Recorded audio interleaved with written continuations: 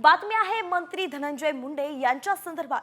तर धनंजय मुंडेंवरती पक्षातलेच वरिष्ठ नेते नाराज असल्याची माहिती सूत्रांनी दिलेली आहे। सरपंच संतोष देशमुख हत्या प्रकरणात धनंजय मुंडे यांच्या अगदी जवळच्या मानल्या जाणाऱ्या वाल्मिक कराड नावाच्या व्यक्तीवरती आरोप होत आहेत। मात्र हे प्रकरण धनंजय मुंडेंनी व्यवस्थित हाताळलं नाही असं वरिष्ठांचं मत आहे आणि याच प्रकरणामुळे पक्षाची बदनामी होतीये असंही नेत्यांचं म्हणणं आहे, त्यांच्या भावना आहेत। मात्र मुंडेंच्या राजीनाम्याची मागणी होत असताना त्यावरती अजूनही कोणताही निर्णय घेण्यात आलेला नाहीये।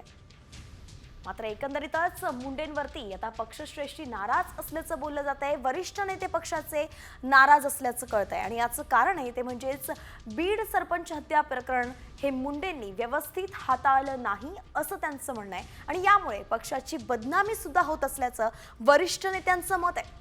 त्यामुळे आता नेमकं मुंडेंवरती हे प्रकरण कसं अंगलट येणार, त्यांना याचा कसा फटका बसतो हे पाहणं महत्त्वाचं असेल। तर सरपंच संतोष देशमुख हत्या प्रकरणात भाजप आमदार सुरेश धस यांनी वारंवार बीडचे आका असा उल्लेख केलेला आहे। मात्र त्यांनी कधी सुद्धा कुणाचं नाव जाहीरपणे घेतलं नव्हतं। मात्र आता पहिल्यांदाच सुरेश धस यांनी साम टीव्हीला दिलेल्या एक्सक्लुसिव्ह मुलाखतीत हे आका नेमके कोण आहेत याचं नाव घेतलेलं आहे, त्यांनी नाव जाहीर केलेलं आहे। पाहूयात सुरेश धस साम टीव्हीवरती नेमकं काय म्हणालेत।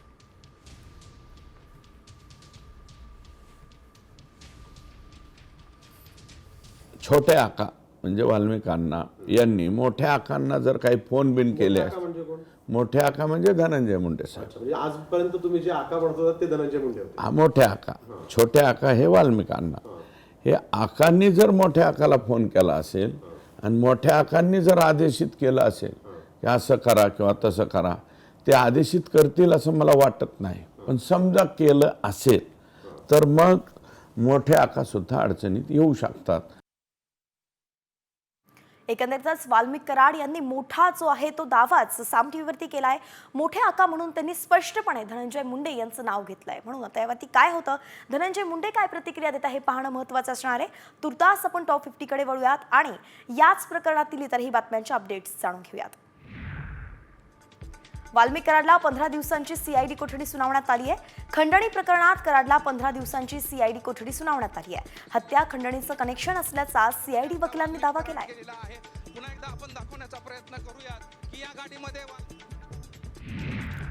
दरम्यान मस्साजोग ग्रामस्थ आज जलसमाधी आंदोलन करणार आहेत। आंदोलनाची माहिती देण्यासाठी गावात दवंडी सुद्धा देण्यात आली आहे। देशमुख हत्या प्रकरणातील 3 आरोपींना अटक करण्याची मागणी ग्रामस्थांनी केली आहे। सकाळी ठीक 9 वाजता जलसमाधी।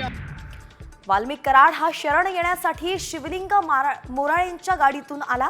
शिवलिंग मोराळे हा धनंजय मुंडेंचा कार्यकर्ता असल्याची माहिती मिळते।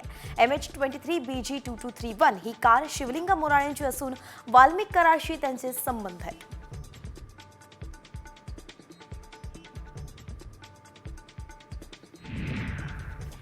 अकरा दिवसांनंतर कराड स्वतःच सरेंडर होत असतील तर पोलीस काय करत होते असा सवालच सरपंच देशमुखांच्या मुलीनं उपस्थित केलाय।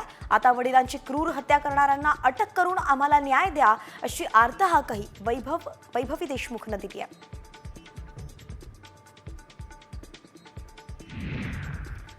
बीड सरपंच हत्या प्रकरणी सर्व दोषींना शोधून फासावरती लटकवणार असंच मुख्यमंत्री देवेंद्र फडणवीसांनी ठणकावलंय।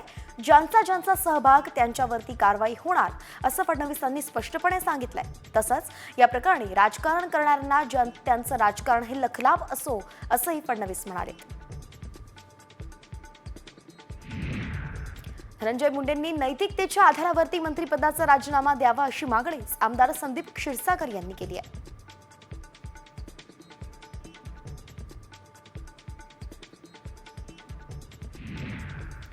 सीआयडी समोर सरेंडर केलेल्या वाल्मिक कराडवरून जितेंद्र आव्हाडांनी धनंजय मुंडेंवरती निशाणा साधलाय। वाल्मिक कराडचा बाप कॅबिनेटमध्ये बसलाय असं म्हणत नाव न घेता धनंजय मुंडेंवरती आव्हाडांनी आरोप केलेत। तसंच वाल्मिक कराडवरती 302 चा गुन्हा दाखल होणार नाही असा दावा सुद्धा आव्हाडांनी केलाय।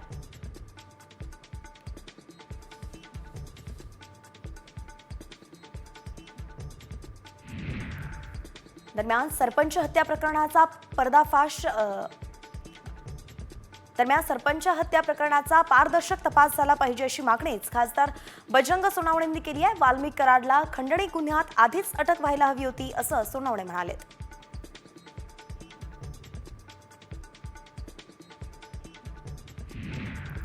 संभाजीराजे छत्रपती तसंच भाजप आमदार सुरेश धस यांनी सुद्धा धनंजय मुंडेंच्या मंत्रिपदाच्या राजीनाम्याची मागणी केली आहे. तसंच धनंजय मुंडेंना बीडचं पालकमंत्री पदही देऊ नका अशी मागणी संभाजीराजेंनी केली आहे.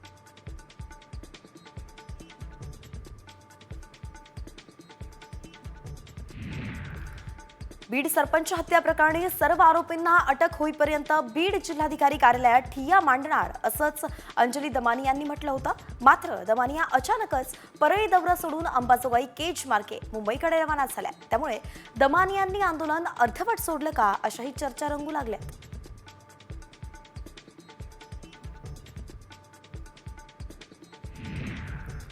संतोष देशमुख हत्याकांड गंभीर असून या प्रकरणात राजकारणी हे पोलीस बनत असल्याचं तृप्ती देसाईंनी म्हटलंय. या प्रकरणात दुःख कमी राजकारण जास्त होत आहे असं म्हणत त्यांनी आरोपींना फाशी देण्याची मागणी केली आहे.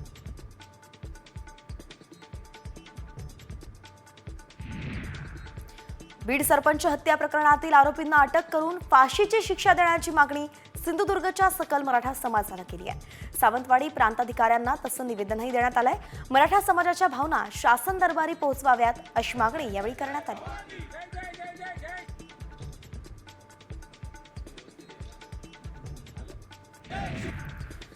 बीड सरपंच हत्या प्रकरणी मस्साजोगच्या ग्रामस्थांनी जलसमाधीचा इशारा दिलाय.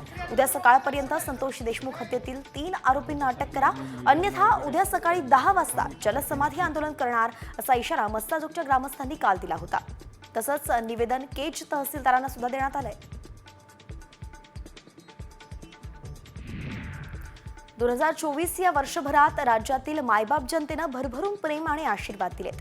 विकसित महाराष्ट्र, शेतकरी युवा सक्षमीकरणासाठी आणखी जोमानं सरकार काम करणार असं म्हणत 2024 या वर्षातील काही खास आठवणींना मुख्यमंत्री देवेंद्र फडणवीसांनी उजाळा दिला.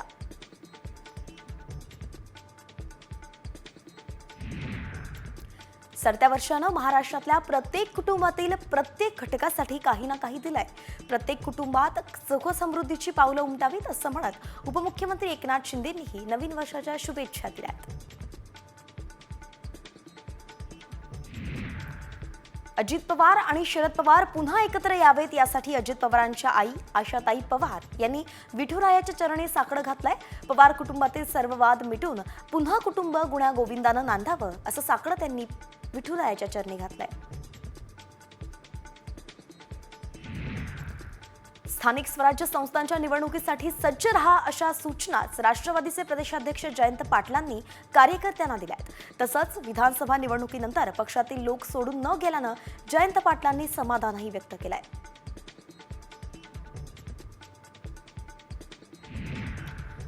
प्राजक्ता माळीबाबत केलेल्या विधानाबद्दल सुरेश धस यांनी काल माफी मागितली होती आणि यावरती आता अभिनेत्री प्राजक्ता माळीनं सुरेश धस यांचे आभार मानलेत. मोठ्या मनानं धस यांनी महिला वर्गाची माफी मागितली, त्याबद्दल धन्यवाद असं प्राजक्ता माळीनं म्हटलंय.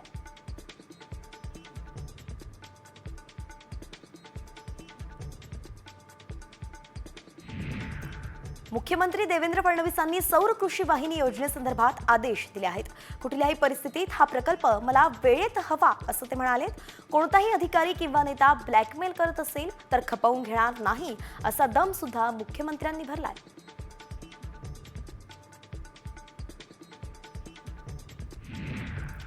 शरद पवार यांनी पुण्यातील मांजरीत व्हीएसआयनं संशोधित केलेल्या ऊसाच्या नव्या वाणाची पाहणी केली आहे. त्यानंतर पवारांनी व्हीएसआय मधील पुढील महिन्यातील नियोजित कामकाजाचा सर्वसाधारण आढावा सुद्धा घेतला. ते पुण्याच्या दौऱ्यावरती होते.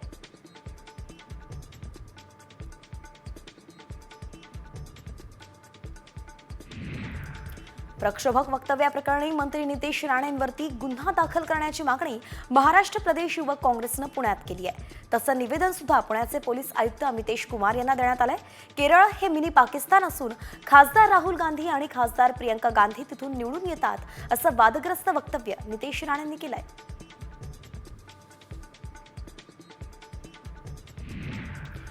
पक्षाने दिलेली जबाबदारी समर्थपणे पार पाडण्याचं आश्वासन ग्रामविकास मंत्री जयकुमार गोरे यांनी दिलंय.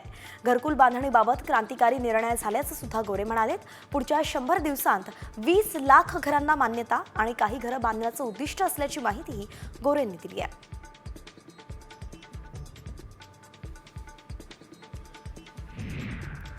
शिवसेनेचे विभाग प्रमुख कुणाल सरमळकर यांना जीवे मारण्याची धमकी देण्यात आली आहे. त्यांच्या वांद्रे कार्यालयात निनावी पत्रातून ही धमकी दिली गेली आहे. राजकीय पूर्ववैमनस्यातून ही धमकी आल्याचा दावाच सरमळकरांनी केलाय.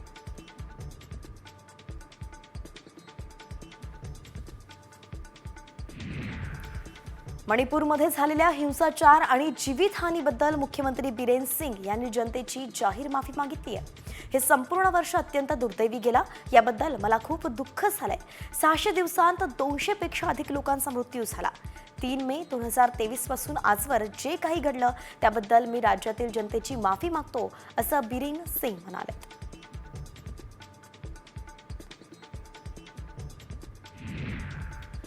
राजकारणी आणि गुंडांचं ऐक्य हे राजकारण आणि लोकशाहीला घातक असल्याचंच आनंदराज आंबेडकरांनी म्हटलंय. राज्यातील खुनाच्या घटना या दुर्दैवी असल्याचं म्हणत त्यांनी वाल्मिक कराड प्रकरणावरती नाव न घेता भाष्य केलंय. आनंदराज आंबेडकरांनी आज कोरेगाव भीमामध्ये विजयस्तंभावरती भेट देऊन शौर्य दिन कार्यक्रमाची पाहणी केली आणि त्यावेळेस ते बोलत होते.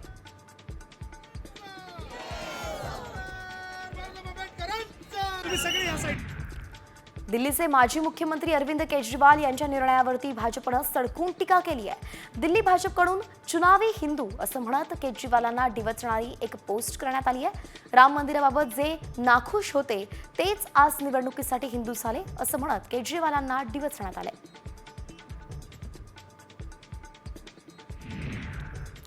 भाजपचे प्रदेशाध्यक्ष चंद्रशेखर बावनकुळेंनी पंतप्रधान नरेंद्र मोदींची भेट घेतली आहे. यावेळी मोदींकडून विधानसभेतील यशाबद्दल चंद्रशेखर बावनकुळेंचं अभिनंदनही करण्यात आलं. कोराडीतील आई महालक्ष्मी जगदंबेची काष्ठशिल्पातील मूर्ती बावनकुळेंनी पंतप्रधानांना भेट दिली.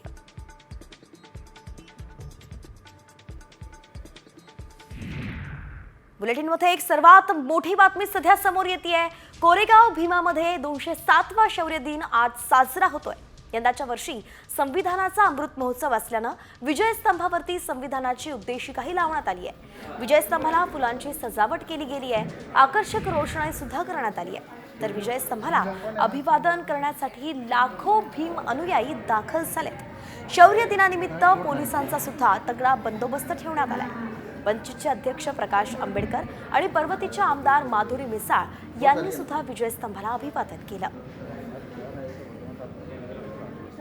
अत्यंत चांगल्या रीतीने सर्व आयोजन शासनाकडून प्रशासनाकडून पोलीस दलांकडून करण्यात आलेली आहे.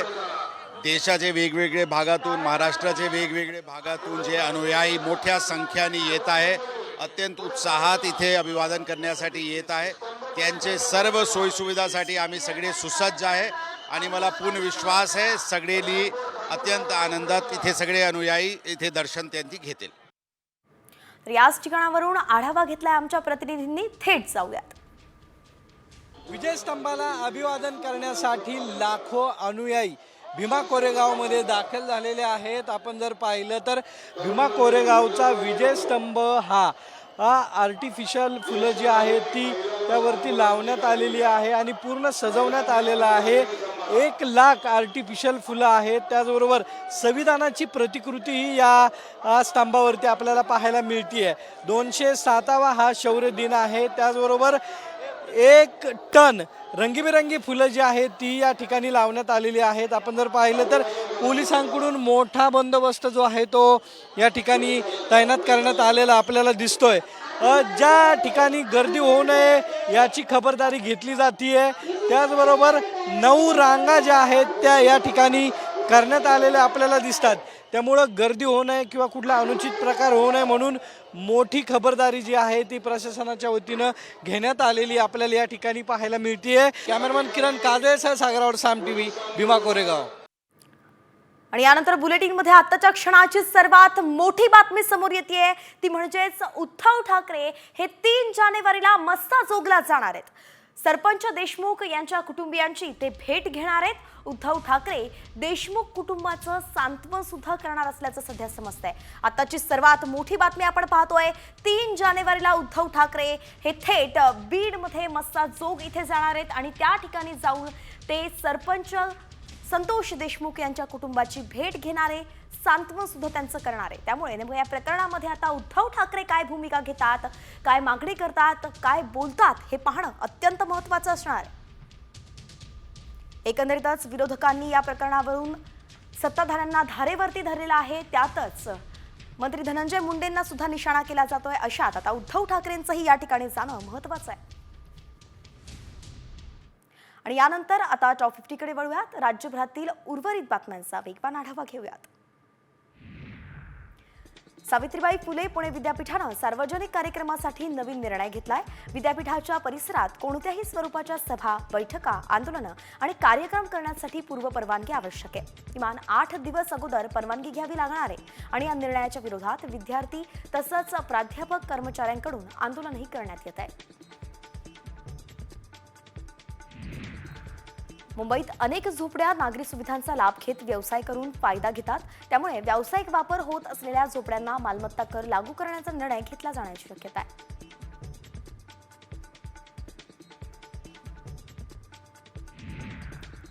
कोरोना काळापासून मुंबईच्या मालमत्ता करात वाढ झालेली नाहीये। मात्र मुंबई महापालिका निवडणुकीनंतर मालमत्ता करवाढ करण्याचे संकेत देण्यात आलेत।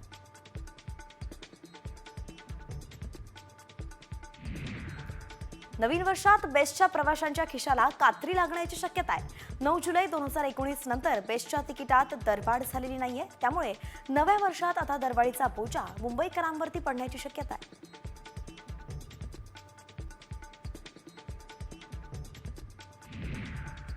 नवीन वर्षाच्या पहिल्याच दिवशी व्यावसायिक सिलेंडरच्या दरात कपात करण्यात आली आहे। आज 1 जानेवारीपासून व्यावसायिक गॅस सिलेंडर 14.5 रुपयांनी स्वस्त झालाय। मात्र घरगुती गॅस सिलेंडरच्या दरात कुठलीही कपात करण्यात आलेली नाहीये।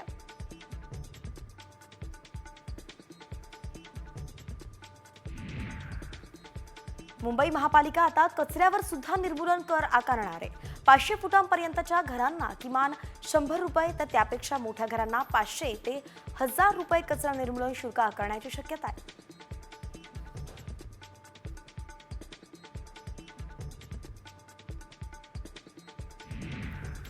नवीन वर्षात मुंबईकरांचं पाणी महागणार आहे। पाणीपट्टीत 8% वाढ करण्याचा विचार मुंबई महापालिका करतेय। मात्र महापालिका निवडणुकीमुळे हा निर्णय प्रलंबित असल्याचंही समजतंय।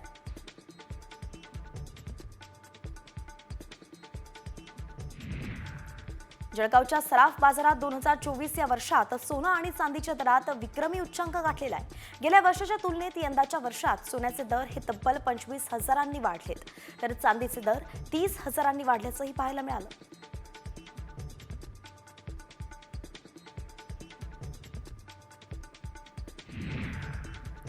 यवतमाळ जिल्ह्यात दुष्काळी उपाययोजना लागू होणार आहेत। अंतिम पैसेवारीत जिल्ह्यातील शेतीची विदारक स्थिती पुढे आली आहे आणि त्यामुळेच दुष्काळावरती शिक्कामोर्तब झालाय। म्हणूनच आता यवतमाळ जिल्ह्यात दुष्काळी उपाययोजना लागू होणार आहेत।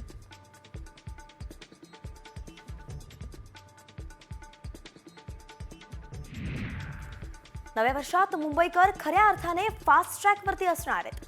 5 ते 6 वर्षांपासून सुरू असलेलं काम, वाहतुकीच्या दृष्टीनं महत्त्वाचे असलेले प्रकल्प वर्षभरामध्ये टप्प्याटप्प्यानं सेवेत येणार आहेत। त्यामुळे सध्या कासव गतीनं धावणाऱ्या मुंबईच्या वेगाला चालना मिळेल।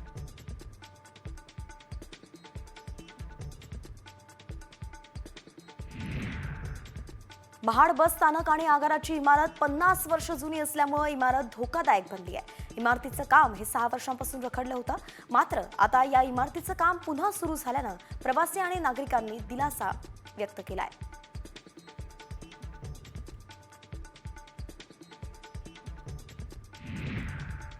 ऐरोलीत नवी मुंबई पालिकेच्या माध्यमातून नाट्यगृह बांधण्यात येणार आहे।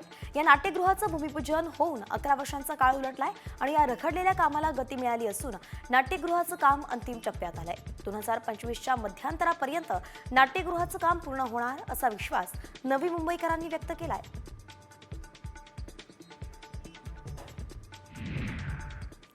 नवीन वर्ष सुरू झालेलं आहे, त्यानुसारच आता 2025 या नवीन वर्षात मोठ्या आशा आणि उमेद तसंच नवीन स्वप्नांना कवेत घेऊन आलेलं आहे। 2025च्या पोटात नेमकं काय दडलंय याची जगात सर्वांनाच उत्सुकता असतानाच बाबा वेंगांच्या भविष्यवाणीनं अनेकांची झोप उडाली आहे. पाहुयात एक खास रिपोर्ट 2025 बाबत. नेमकं काय भाकीत करण्यात आलंय? 2025 मध्ये विनाशकारी युद्ध.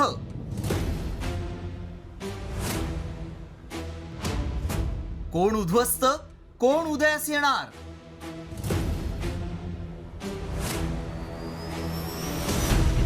बाबा वेंगाची भविष्यवाणी खरी ठरणार? नवीन वर्ष सर्वांसाठी चांगलं जावं यासाठी प्रत्येक जण त्यांच्या परीनं प्रयत्न करणार आहे.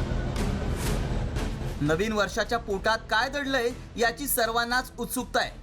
मात्र 2025 वर्षाबाबत काही भीतीदायक भविष्यवाण्या करण्यात आल्या आहेत. बाबा वेंगा आणि फ्रेंचचे नॉस्ट्रडॅम्स त्यांच्या अचूक भविष्यवाणीसाठी ओळखले जातात.